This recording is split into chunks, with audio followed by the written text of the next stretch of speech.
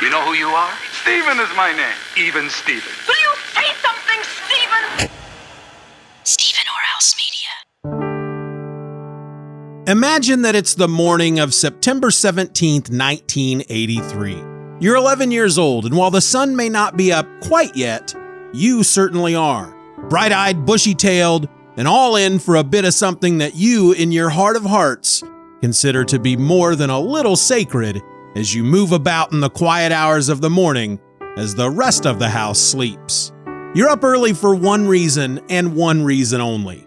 It's Saturday morning, and that means cartoons. You shuffle into the kitchen, stifle a yawn, and go straight for the cupboard between the sink and the fridge. You pull open the cupboard doors, and ignoring the double stack of gleaming white Corelle bowls that are front and center, you reach in just a bit further and grab what's behind them. You need a stool to get this part done, but it's worth the extra effort as you pull out what, in your small hands, might as well be something used to serve up punch at a party. It's big, it's orange, and it's all yours. Your special bowl. The one that's perfect for an endless amount of cereal. Next comes a box of Fruity Pebbles, and tipping it over the bowl, you shake it just enough to ensure that you get the perfect amount of those colorful, sugary little wafer-thin stones. You pour until the bowl is nearly overflowing and top it off with ice-cold milk from the fridge, careful not to let it spill over the sides. And though it looks like it might spill out all over the counter at any given moment, you know that it won't. After all, you know what you're doing. This ain't your first rodeo. And so, bowl in hand and spoon in mouth, you make your way to the living room. You pick a space just a few inches away from the TV screen and sit yourself down, moving carefully to avoid spilling any of the cereal on the shag carpet. Then, getting yourself all situated, you reach up and switch on the TV. The warm glow from the screen fills the room, and as you take your first bite of cereal, it feels like everything is right in the world. After a week of grade school full of math quizzes, spelling tests, and recess politics, Saturday morning is your reward. For just a few precious hours, the stresses of school disappear, and it's just you, your cereal, and the cartoons. But this Saturday is different. Today is special. You've been counting down the days for the premiere of Dungeons & Dragons on CBS. And so you inhale another healthy spoonful of Fruity Pebbles, your eyes glued to the screen as the show begins. The intro plays, and it is everything you hoped for. 6 kids, 1 roller coaster ride, and suddenly they're transported to a world full of magic, monsters, and danger. There's something about it that immediately clicks. Maybe it's because you and your friends have been talking about Dungeons & Dragons for months. Maybe it's the promise of adventure, or maybe, just maybe, it's because this world of dragons and wizards feels like an escape from the routine of school and homework, a place where you can be the hero. This is what Saturday mornings are made for. The best cartoons, the coolest characters, and just enough imagination to carry you through to the next weekend. From Steeven Orr Media, this is episode 1 of Growing Up Geek, the birth of Saturday morning cartoons.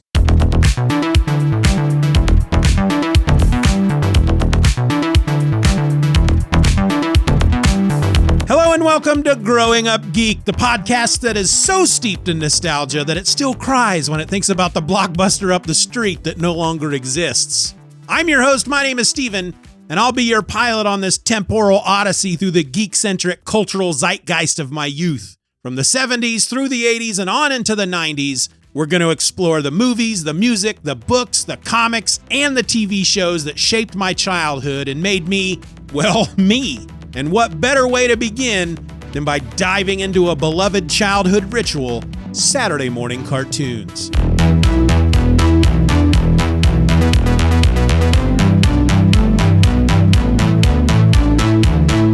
You know, it's hard to believe in this day and age of on-demand entertainment that there was ever a time that, if you wanted to watch the Super Friends, for example, you had to be in front of the TV on a certain day at a certain time. Otherwise, you'd miss it.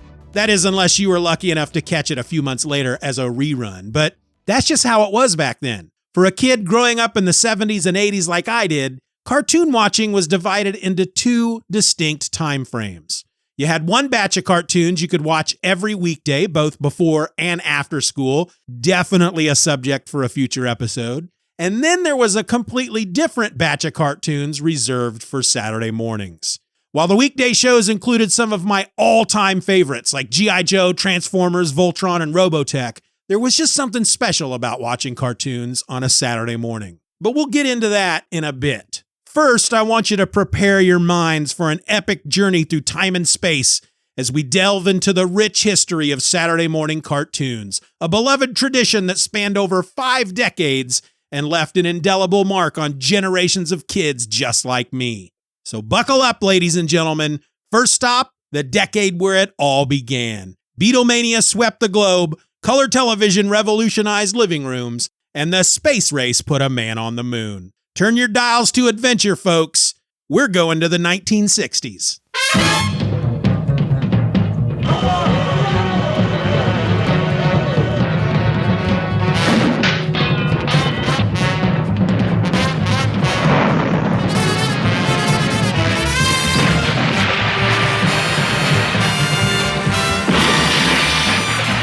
All right, now, before we can jump into the explosion of Saturday morning cartoons in the 1960s, we need to step back and look at the larger history of television and animation. Television itself was still a relatively new medium in the early 1950s, and while live-action programming dominated, there was a clear gap in content aimed specifically at children. Early television was finding its footing with a mix of radio shows adapted for the small screen and live variety programs. But where did animated content fit into this picture? To understand that, we have to go back to the golden age of theatrical cartoon shorts from the 1930s and 40s.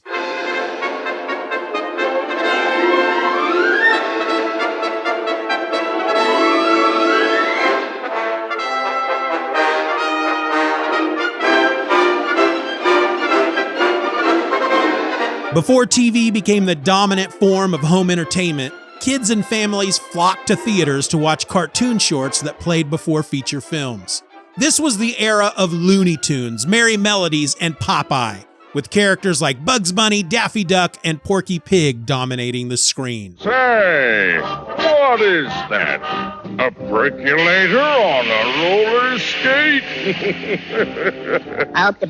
Bet my Tootsie can beat his old silverfish. These animated shorts were wildly popular and often packed with humor, slapstick, and even some subtle adult-oriented satire.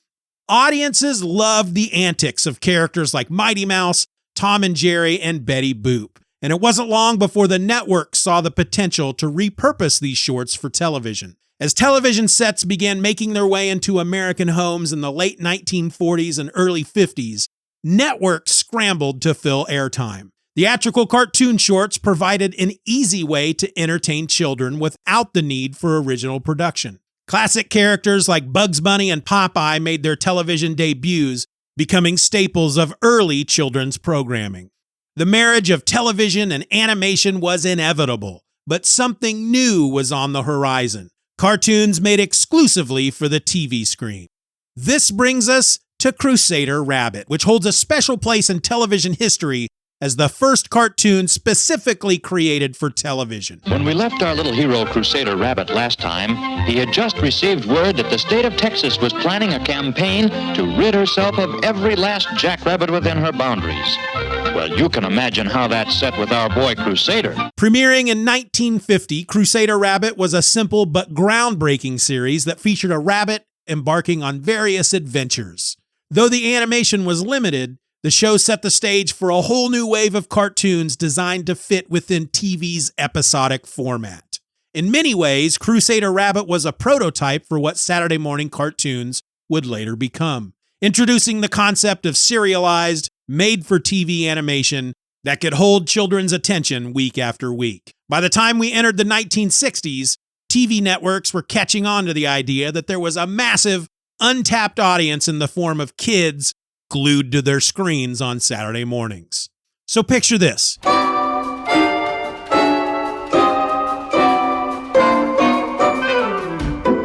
It's the early 1960s. Television is still a relatively new phenomenon, with color TV just starting to gain traction in American households. There are only 3 networks, and all 3 of them, ABC, NBC, and CBS, are locked in a competitive race to figure out how to fill their weekend programming schedules. This is a time when kids were typically at home on Saturday mornings while their parents slept in or got caught up on weekend chores. Well, it didn't take long for network executives to recognize that this block of time was prime real estate. With millions of young, impressionable viewers waking up early and searching for entertainment, the idea of targeting children with dedicated programming emerged. Thus, Saturday morning cartoons were born. Calling all kids. Calling all kids. Keep an eye out for these 2 birds. One calls himself Heckle, the other Jekyll. They're a pair of real comedians. There's another bird following them, the world's funniest penguin. He goes under the name of Tennessee Tuxedo.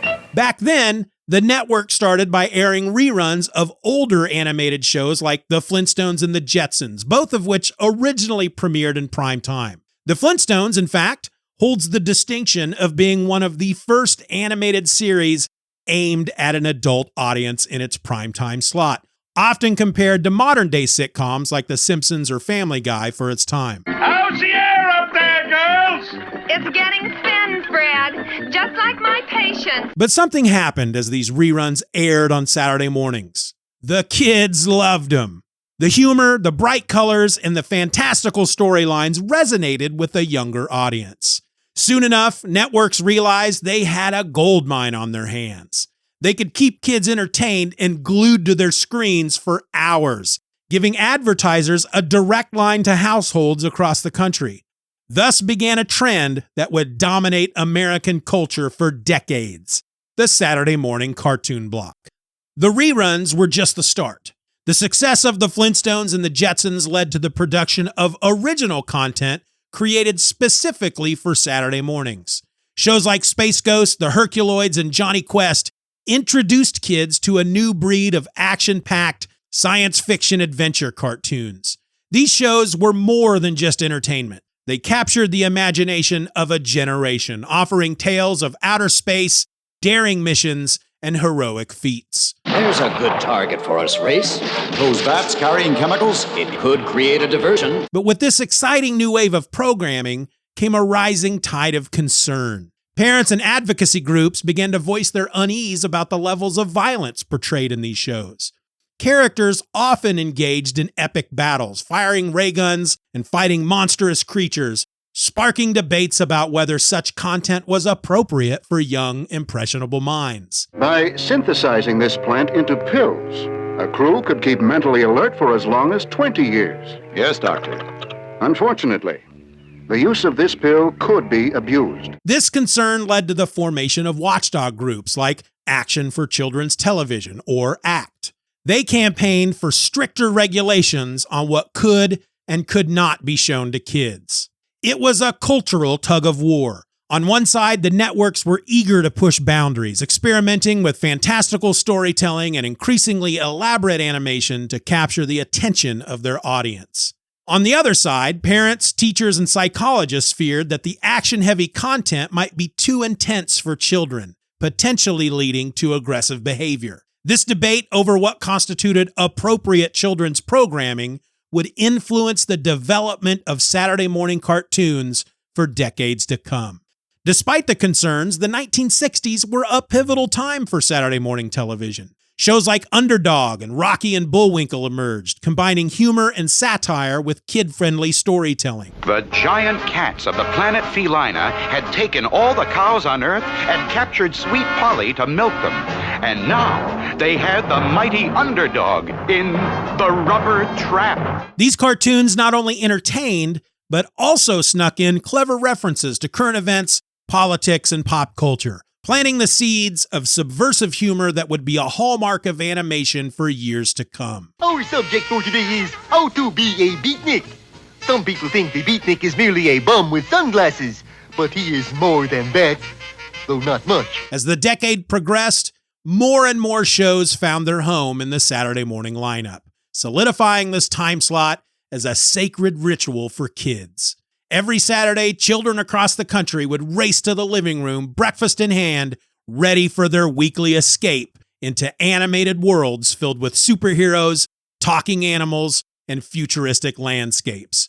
But change was in the air. What began as a way to repurpose primetime reruns for kids quickly became something much bigger. By the time the decade wrapped up, animated heroes and adventure series had captured the hearts of millions, but concerns about violence had planted seeds of change. As the 1970s dawned, the industry was on the verge of transformation, one driven by a rising demand for more educational and socially responsible content. And so, as we leave the 1960s and step into the groovy 70s, grab your cereal, folks, because Saturday mornings were about to become a blend of life lessons and laughs, all wrapped up in animation. Growing Up Geek will be back after these messages. Step into the savage world of the Hyborian Age and journey through a land of sorcery, steel, and epic adventure with me, Steeven Orr, on Hither Came Conan. Together we'll explore the legendary Conan the Barbarian comic series from Marvel Comics, starting with the groundbreaking first issue from 1970 and working our way through each epic tale, one issue at a time. Along the way, I'll also dive into any other Conan comics I can get my hands on, because when it comes to the titular Cimmerian, there's no such thing as too much adventure. Whether you're a diehard Conan fan or just discovering the greatest barbarian of all time, this podcast is your gateway to the blood-soaked battlefields, treacherous kingdoms, and forgotten treasures of Robert E. Howard's timeless creation. New episodes are packed with action, insights, and a little humor, all dedicated to the world of Conan and the creators who brought him to life on the comic book page. So sharpen your swords and subscribe to Hither Came Conan today on Apple Podcasts, Spotify, Amazon Music, or wherever you get your podcasts. Crom demands it! And now back to Growing Up Geek. Fast forward to the 1970s and you'll find a landscape of Saturday morning cartoons that have undergone a noticeable shift. The concerns about violent content raised in the previous decade hadn't just lingered, they'd intensified. Parents' advocacy groups like Action for Children's Television were becoming louder and more organized, calling for stricter regulations on the types of shows aimed at children. In response, networks were under immense pressure to rethink their programming strategy. The result? A move toward more educational and socially conscious content. Instead of abandoning cartoons altogether, the network sought a compromise, aiming to blend entertainment with education. One of the most successful examples of this shift was Schoolhouse Rock, a series of short educational cartoons that aired between the main shows. With its unforgettable tunes and clever animations, Schoolhouse Rock was an instant hit, whether it was teaching grammar through Conjunction Junction or American civics with I'm Just a Bill.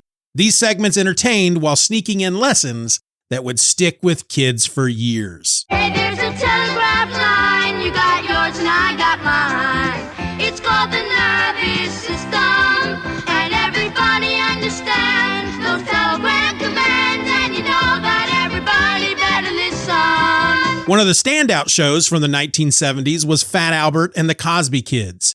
Created and voiced by Bill Cosby, this animated series broke new ground by focusing on the everyday lives of African American kids growing up in urban neighborhoods.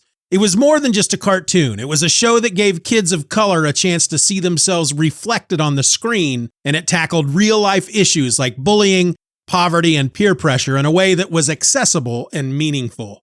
Fat Albert was all about teaching valuable lessons about friendship, responsibility, and respect, offering a positive message to kids who were often left out of the mainstream media. But looking back, there's a difficult truth that we can't ignore. While Fat Albert played a crucial role in shaping the childhoods of so many, the legacy of its creator, Bill Cosby, has been forever tarnished by his later criminal actions. Cosby's conviction as a serial rapist in the 2000s forces us to grapple with the uncomfortable reality that a man who once used his platform to promote positive values and education betrayed the trust of so many. In many ways, Fat Albert exists in this strange juxtaposition where the show's message of kindness and community can still resonate, but its creator stands as a reminder that the people behind the art can fall far short of the ideals they promote.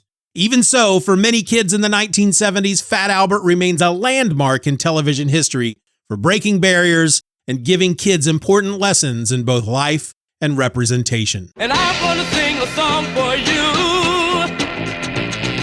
and Bill's gonna show you a thing or two. You'll have some fun now with me and all the gang, learning from each other while we do our thing. Gonna have a good time. Another show with a similar ethos was The Electric Company. Airing on PBS from 1971 to 1977, it mixed live-action skits, animation, and musical numbers to improve literacy and encourage curiosity. The show boasted a stellar cast, including a young Morgan Freeman, and managed to strike that balance between educational and entertaining that defined much of 1970s children programming. And yes, I know that The Electric Company was not a Saturday morning show, but it is a prime example of how networks and creators were using children's television as a form of edutainment. Plus, on a personal level, the show introduced me to the character of Spider-Man, my second most favorite comic book superhero of all time, and a character who played a pivotal role in shaping me into the person I am today. So yeah, know that there is more to be said about The Electric Company and the impact it had, not just on my life, but on the life of others.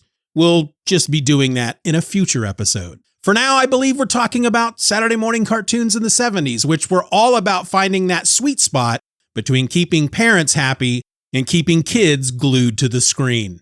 Educational content was great, but the networks knew they couldn't veer too far from what made Saturday mornings a hit in the first place.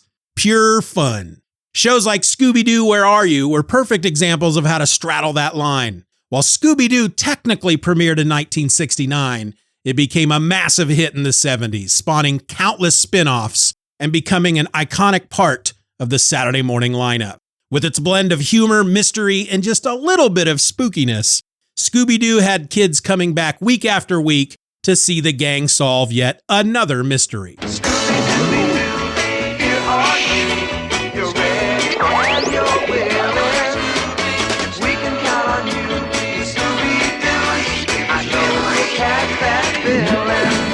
Meanwhile, the variety show format was also flourishing, and nothing captured the chaotic, zany energy of the 70s quite like the Banana Splits Adventure Hour.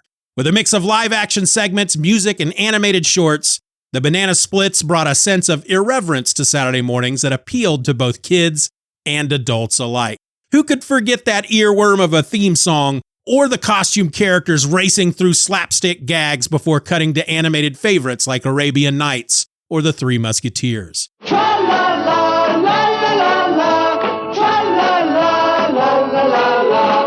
The 70s were a decade of experimentation and balance.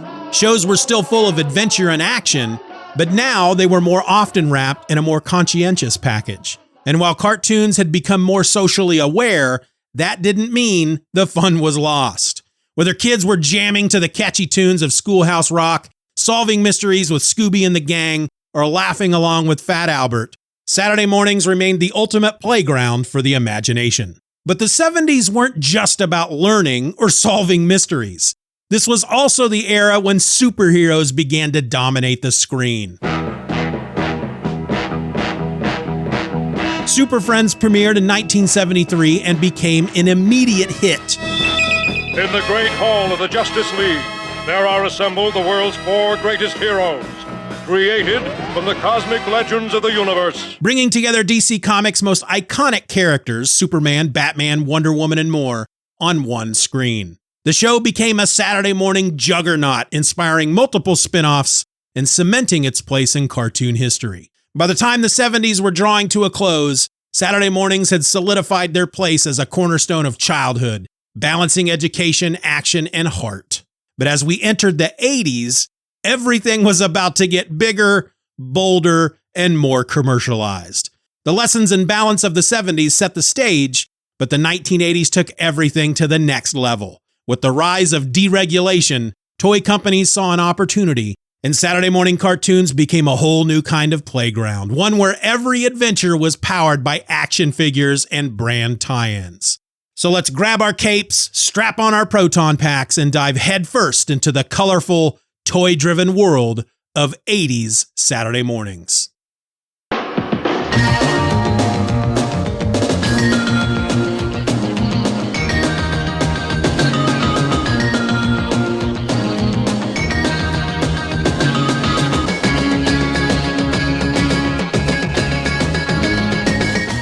The 80s, a time of big hair, bigger egos, and an obsession with materialism that defined an entire generation. It was the decade of excess, of bright neon colors, and of course, rampant corporate greed. The 1980s were also a defining era for Saturday morning cartoons because beneath the surface of colorful characters and fantastical adventures lay the ever-present force of commercialism, a direct reflection of the larger political and economic climate of the time. With Ronald Reagan in the White House and the rise of deregulation, corporate America seized the opportunity to market to children like never before. The Federal Communications Commission loosened its restrictions on advertising to kids, opening the floodgates for a new breed of cartoons, ones that weren't just entertaining, but designed to sell toys, merchandise, and a lifestyle driven by consumption. This was the era of capitalism gone wild, and nowhere was that more apparent than in cartoons. Weekday afternoons were filled with toy-driven shows like He-Man and the Masters of the Universe, G.I. Joe, Jem and the Holograms, and Transformers. But the same forces were at work on Saturday mornings. Saturday, sail into supersonic capers on the all-new adventures of Mighty Mouse and Heckle and Jekyll. Next, it's the Tom and Jerry Comedy Show, followed by that crazy Bugs Bunny Roadrunner Show. Then Gangway for the all-new Popeye Hour. Next, Drac Pack, the monsters that are on your side. Then it's the new Fat Albert Show, followed by the Ape Man and the Masked Man on the Tarzan Lone Ranger Adventure Hour. Then explore your world on 30 minutes. Catch it all Saturday on CBS. These weren't just cartoons.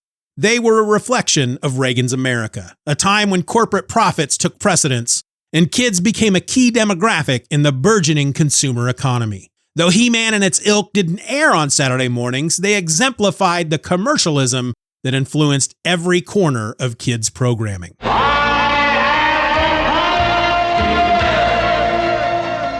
Saturday mornings, once the domain of more whimsical, family-friendly fare, became a battleground for companies to sell products.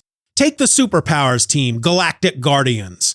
On the surface, it was a fun superhero show featuring the likes of Superman, Batman, and Wonder Woman. But behind the scenes, it was little more than a thinly veiled commercial for Kenner's Superpower Collection action figures. The Superpowers Collection, Superman, Batman, Brainiac, Hawkman, and other figures with power action, each sold separately, new from Kenner. And it wasn't just superheroes. Comic strip characters like Heathcliff and Garfield found new life on Saturday mornings, not because they were clamoring for animated adaptations, but because their creators saw the potential to expand their licensing deals into toys, lunchboxes, backpacks, and more. The lines between entertainment and advertising blurred so completely in the 80s that it was difficult to tell where one ended and the other began.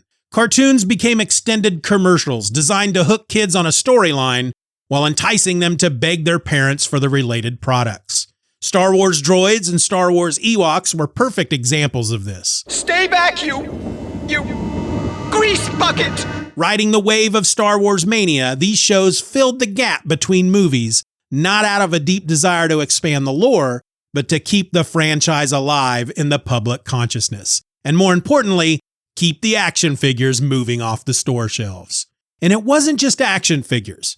By the mid-80s, video games had taken over suburban malls, and soon enough, cartoons were there to capitalize. Saturday Supercade, Pac-Man, Dragon's Lair, and Pole Position weren't about rich narratives or character development. They were about selling arcade games, home consoles, and quarter after quarter to a generation of kids already obsessed with video games. That's a real cute costume, Grump. I didn't know it was Halloween. Yow! It's not Halloween, Pac-Man. And why are you pulling on that man's mustache? These shows didn't just bridge the gap between the arcade and the living room, they monetized it. Then there were shows that simply capitalized on the popularity of existing TV shows and movies. Hulk Hogan's Rockin' Wrestling took the over-the-top theatrics of professional wrestling and mixed it with animated hijinks to keep Hulk Hogan's brand front and center in kids' minds. Meanwhile, live-action hits like Alf, Punky Brewster, Mork and Mindy, and Fonz and the Happy Days Gang were given cartoon adaptations. Not because anyone was clamoring for them, but because networks and toy companies knew they could squeeze a few more bucks out of already popular franchises by repackaging them for younger audiences. But if there was any place where the commercialism of Saturday morning cartoons reached its peak, it was the rise of toy-based cartoons. Shows like Pound Puppies, Rubik the Amazing Cube, and My Pet Monster weren't about telling stories. They were about creating lovable characters that kids could take home in plush toy or action figure form. Sorry. Rubik forgot. Even Dungeons & Dragons, with its darker, more mature tone, was designed to sell the popular tabletop game, tapping into the growing fantasy and role-playing craze. But beware, for only beauty can defeat the eye of the beholder. It didn't matter what the premise was, as long as there was a product to push. And of course, there were the Smurfs. Do you have any intellectually stimulating tasks for me to smurf today? Something earth-shaking that will change life as we know it? Something with sweeping effects on the course of Smurf history? The little blue creatures dominated Saturday mornings, not just as a beloved cartoon, but as a merchandising juggernaut. Every kid knew the characters, and every kid wanted a Smurf figurine, t-shirt, or lunchbox. The Smurfs weren't just a cultural phenomenon. They were a finely tuned marketing machine, pushing merchandise at an unprecedented rate and proving that even the most seemingly innocent cartoon could be turned into a capitalist gold mine. The 80s were also a time of nostalgia repackaged for the next generation.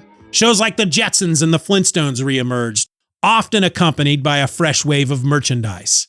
Even classic superheroes like Superman and Batman were transformed into marketing powerhouses, their likenesses plastered on lunchboxes, toys, and more. But it wasn't just about nostalgia, it was about profitability. Networks and corporations recognized the enduring appeal of these characters and exploited it for the maximum commercial gain. Not every show on Saturday mornings was a blatant cash grab, though. Shows like Pee-wee's Playhouse broke the mold, mixing live-action segments with bizarre animated shorts to create a surreal, countercultural experience. Now we get that new fair warning. It's gonna be that kind of morning. We're being wacky. We're getting naughty.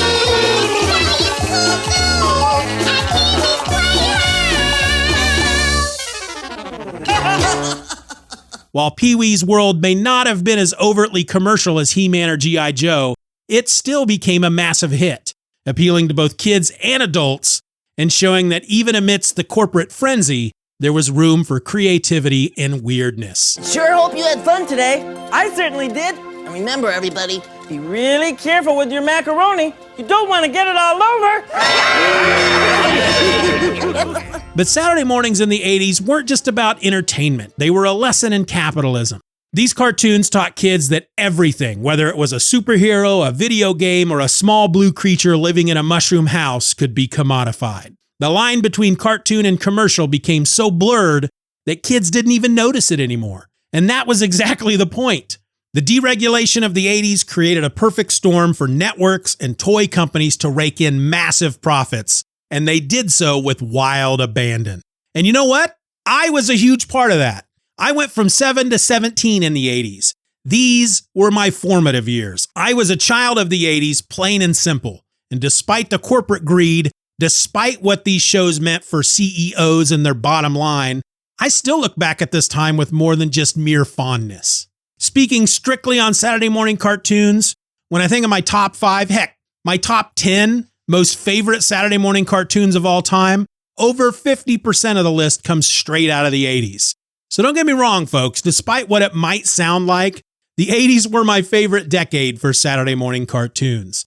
But I do think that it is important to acknowledge what those Saturday mornings really represented. The blending of entertainment and commerce in ways that hadn't been seen before. It was a bold experiment, one that defined a generation, my generation, and one that left a lasting impact on both television and consumer culture. However, As we move toward the 90s, the 80s excess would give way to something new. The rise of cable television and the proliferation of cartoon networks like Nickelodeon and the Cartoon Network meant that kids no longer had to wait for Saturday mornings to get their animation fix.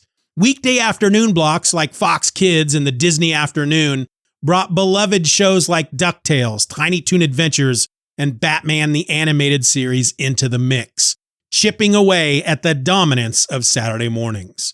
The commercialism that had defined the 80s didn't go away, it simply evolved. But with more options available thanks to cable TV, Saturday mornings began to lose their magic. The exclusive window of animated entertainment that once dominated kids' lives became less special, as cartoons could now be watched at any time of the day, 7 days a week. The rise of 24/7 children's programming combined with the after-school cartoon blocks meant that Saturday morning's reign as the ultimate cartoon time was coming to an end.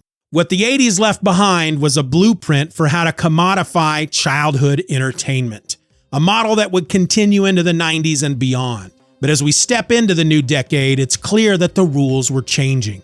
The innocence of Saturday morning cartoons would give way to a more sophisticated and diverse slate of programming. But the lessons learned from the Reagan era's unapologetic embrace of capitalism would continue to shape the world of animation for years to come. Growing Up Geek will be back after these messages. Are you looking for a podcast that dives into the very beginnings of the Man of Steel? Then check out the Superman Super Show. My name is Steven, and along with Ed Moore, we're just a couple of guys separated by 1,000 miles of geography who like to read comics. Now, we don't claim to be experts on Superman or the golden age of comics, but we're on a mission to read every single Superman story from his earliest adventures, one comic book at a time. In each episode, we'll take you back to the golden age where Superman's journey began. From his first leaps over tall buildings to battling mad scientists and mobsters, we break down every story, sharing our thoughts, insights, and laughs along the way. New episodes drop every 2 weeks. So whether you're a longtime Superman fan or just curious about his roots, we invite you to join us on this incredible journey through comic book history. Find the Superman Super Show wherever you listen to podcasts and start exploring the golden age of Superman with us today.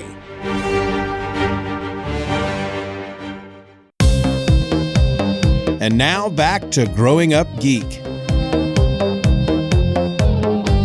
And there we have it, folks, a journey through 3 decades of Saturday morning cartoons. From the first experiments in the 1960s with shows like Rocky and Bullwinkle, the Jetsons, and the Flintstones, we saw networks realizing the potential of Saturday mornings as prime real estate for captivating young audiences.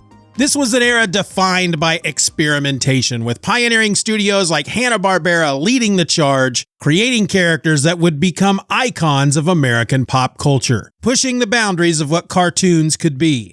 It was a time of innovation and social consciousness, with shows like Fat Albert and Schoolhouse Rock aiming not just to entertain, but to educate and inspire.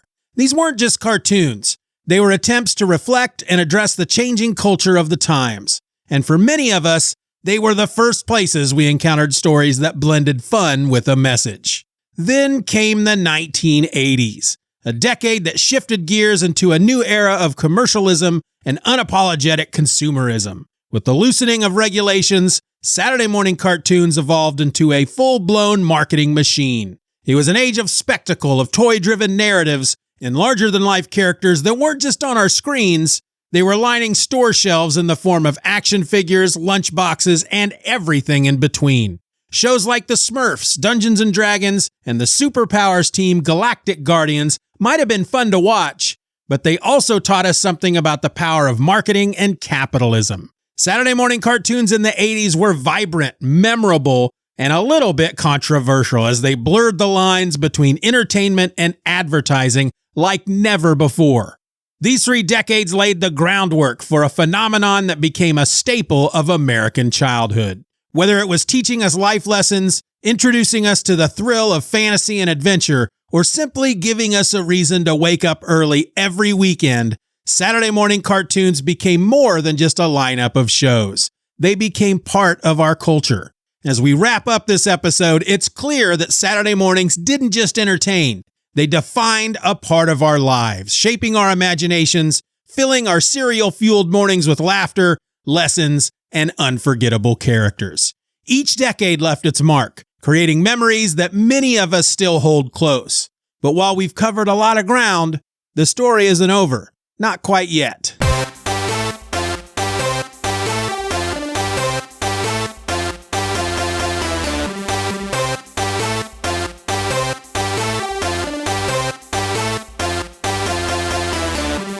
On the next episode of Growing Up Geek, we continue our journey through Saturday morning history with a look at the 1990s, a decade that saw cartoons take on a new level of sophistication and creativity.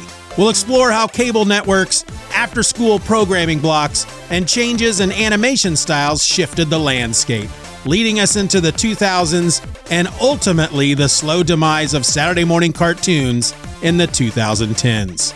The magic of Saturday mornings may have faded, but its legacy endures. Join me as we dive into the final chapters of this story next time on episode 2 of Growing Up Geek, the death of Saturday morning cartoons. Plus, I'm going to be counting down my top 5 Saturday morning cartoons of all time. So grab your cereal, mark your calendar, and get ready for a nostalgia-packed adventure. I'll see you next Saturday. Well, not Saturday. I mean, the episodes release on Tuesday, but you know what I mean. Bye.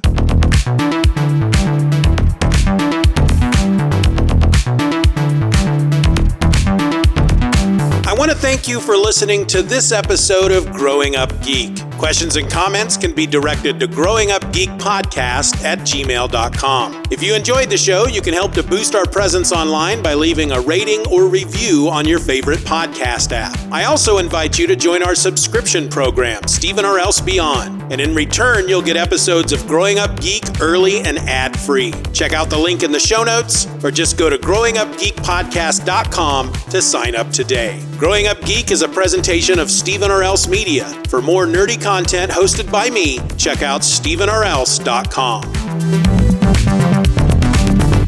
I just don't think I can move through life knowing that a guy named Steeven did this to me. How could you let this happen, Steeven? Your podcast sucks. Hail to the king, baby. Steeven! Thank God. I had a horrible feeling I was going to be the only one here.